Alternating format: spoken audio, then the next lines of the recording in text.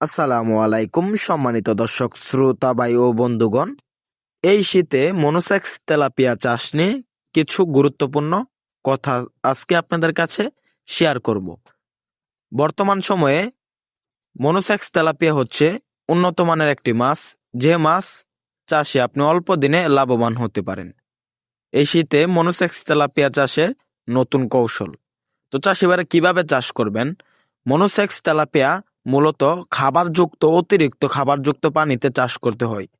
এই মাছগুলা যে জলাশয়ে চাষ করবেন, ওই জলাশয়ে আগে থেকেই প্রাকৃতিকভাবে খাবার সৃষ্টির জন্য আপনার পুকুর প্রস্তুত করে তারপরে পুকুরে চুন, সার, এলসি খৈল প্রয়োগ করে দিবেন। তার ফলে দেখা যাচ্ছে, এবং কিছু কীটনাশক ব্যবহার করবেন, যে পোকামাকড় বা বিভিন্ন যে জীবজন্তু রয়েছে যেগুলো মাছের ক্ষতিকারক, এগুলাকে নিষ্কাশন করার জন্য।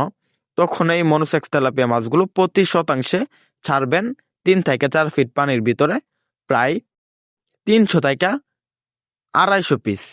এই মাছগুলো যদি আমাদের এই নিয়মে চাষ করেন, আমি আশা করছি আপনি সফল হতে পারেন। তাই মনোসেক্স তেলাপিয়া আমাদের এখানে পাচ্ছেন বিভিন্ন সাইজের, যেমন 1000 পিসে কেজি, 1500 পিসে কেজি, 2000 পিসে কেজি। সকল সাইজের তেলাপিয়া মাছ কিন্তু আমাদের এখানে পেয়ে যাচ্ছেন। আর মনোসেক্স তেলাপিয়া মাছগুলোকে আপনি মূলত বড় সাইজের মাছগুলো নিলে সরাসরি ফিড খাওয়াতে পারবেন। আর এই মাছগুলো নিলে ভিডিওর স্ক্রিনে দেখানো যে মাছগুলো রয়েছে, এগুলো নিলে নার্সারি খাওয়ায়ে 10 থেকে 15 দিন তারপরে ফিড খাওয়াতে পারবেন। তারপরে দেখা যাচ্ছে 4 থেকে 5 মাসে এই মাছগুলো 800 থেকে 700 গ্রাম ওজন আসবে, তখন বাজারে বিক্রি করতে পারবেন। তাহলে আর দেরি কিসে?